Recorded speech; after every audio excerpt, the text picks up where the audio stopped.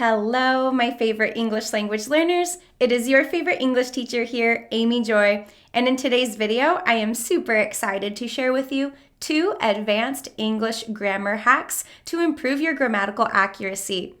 Both of these hacks are related to using prepositions, and I often see my university level students struggle with these. So whether your English level is beginner, intermediate, or advanced, I know these 2 hacks will definitely help you. Let's take a look at the first one. Hack number 1. Prepositions are always followed by nouns. And remember, to turn a verb into a noun, we use the gerund form or the ing. Let's take a look at a sentence my student wrote and correct it with this hack in mind. Although I am a person that can stay at home for a long time without feel unhappy, I still feel happy every time I travel with my friends or my parents. In this sentence, we have one little mistake. Notice the preposition without and what comes after it. My student used the base form of the verb feel, but since we have the preposition, we actually need a noun to follow it.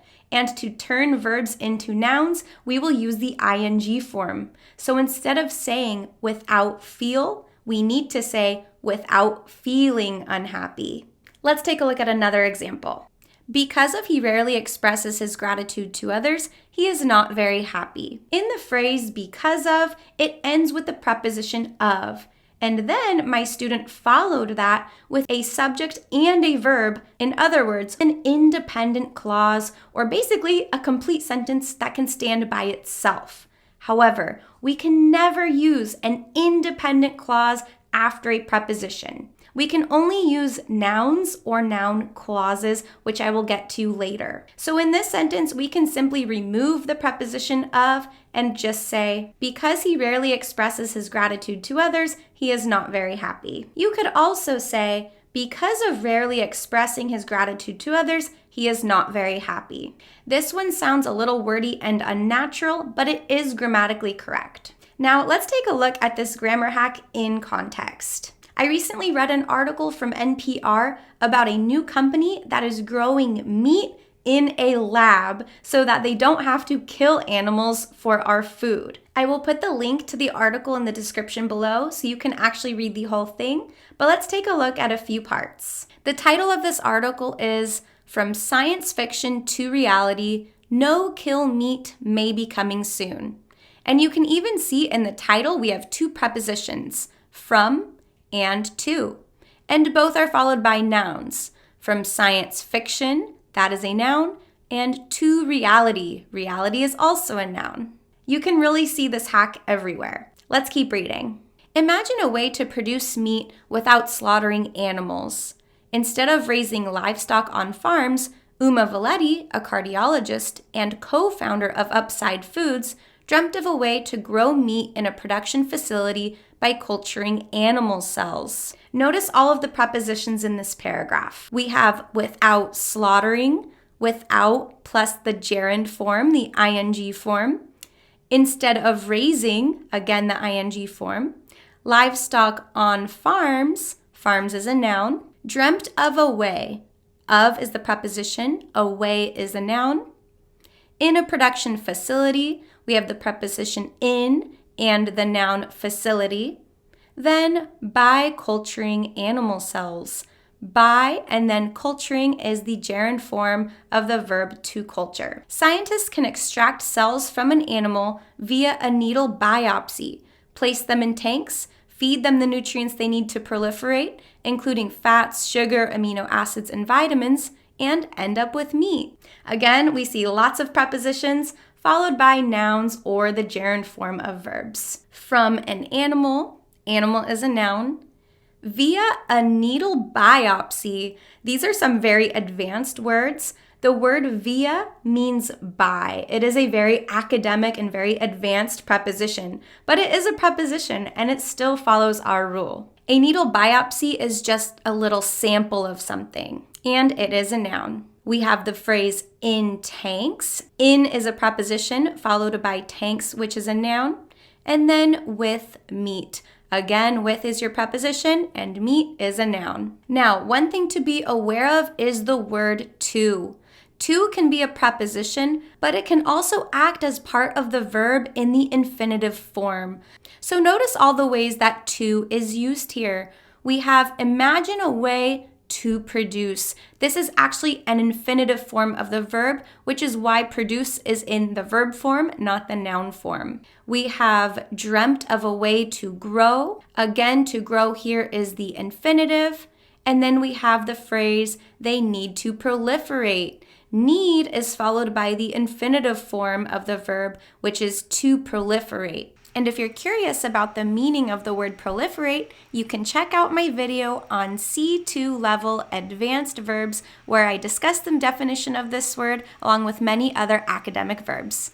Let's read a little bit more. Investors have been putting a lot of money toward lab-grown meat, and the acceleration in investment comes as more consumers think about the connections between what they eat and the environment. Despite calls from climate change scientists to eat less meat, the globe is demanding more of it. Again, look how many prepositions we have in this part. We have a lot of money. Of is your preposition, money is your noun. Toward lab-grown meat, toward is a preposition, lab-grown meat is your noun. Acceleration in investment, in is your preposition, investment is the noun form. Think about the connections. We have think about is the preposition, the connections is a noun. Between what they eat and the environment. Now let's stop here very quickly. We have the preposition between, and this is being followed by a noun clause. Now don't get noun clauses confused with independent clauses. A noun clause is a clause that acts like a noun, and these clauses include a question word or the word that, followed by a subject, verb, and optional object. I actually have a whole video on noun clauses, so you can click the link above if you are not familiar with them. But since noun clauses act like nouns, they can also be the objects of your prepositions. So here we see the preposition between, the question word what, the subject they, and the verb eat. So here you can see how a noun clause is acting as a noun as the object of the preposition between. Next we have despite calls from climate change scientists. The word despite is actually a preposition, and it is followed by the plural noun calls. Then we have the phrase from climate change scientists. From is your preposition. Climate change scientists is your object of the preposition, and that is a noun. And lastly, we have the phrase of it. Of is your preposition. It is your object of the preposition, and this is a pronoun. And pronouns can also take the place of nouns, which is why it can be the object of the preposition. All right, I really hope you found hack number 1 helpful. And if you did, make sure you like this video and subscribe to my channel so you can keep improving your English grammar with me.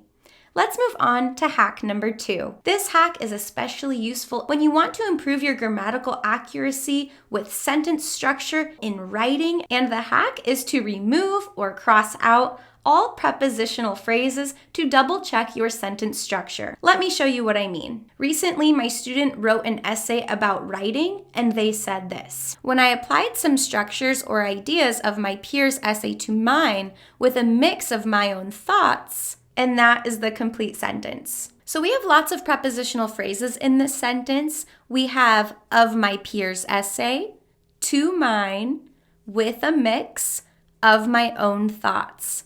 If we remove these prepositional phrases, we are left with when I applied some structures or ideas, and then what? This is an incomplete sentence. If you remember my complex sentence video, when we begin a clause with a subordinating conjunction, like when, then you actually need 2 clauses. The subordinate clause. In this sentence, the subordinate clause is when I applied some structures or ideas, but this is not complete. We need a second independent clause to finish the sentence. So we can say, when I applied some structures or ideas, my essay improved a lot. And then we can go back in and put back all of our prepositional phrases. So our final sentence will be, when I applied some structures or ideas of my peer's essay to mine with a mix of my own thoughts, my essay improved a lot. So now, using hack number 2, we have a complete, grammatically correct sentence. Okay, now that you know both of these grammar hacks, I want you to practice by noticing. As an English language learner, it's very important that you are able to notice these patterns and these grammar rules in real life, in real writing, in real language. So what I want you to do is click the link to the NPR article in the description below and find a few sentences with some prepositions. I want you to put brackets around the prepositional phrase and label the preposition along with the noun, the gerund, or the noun clause that follows it. By noticing these grammar rules in real life, you will begin to be able to use it on your own as well. Thank you so much for watching this video. I hope you learned something new. If you did, make sure you like this video and subscribe to my channel so you can keep improving your English with me. Bye!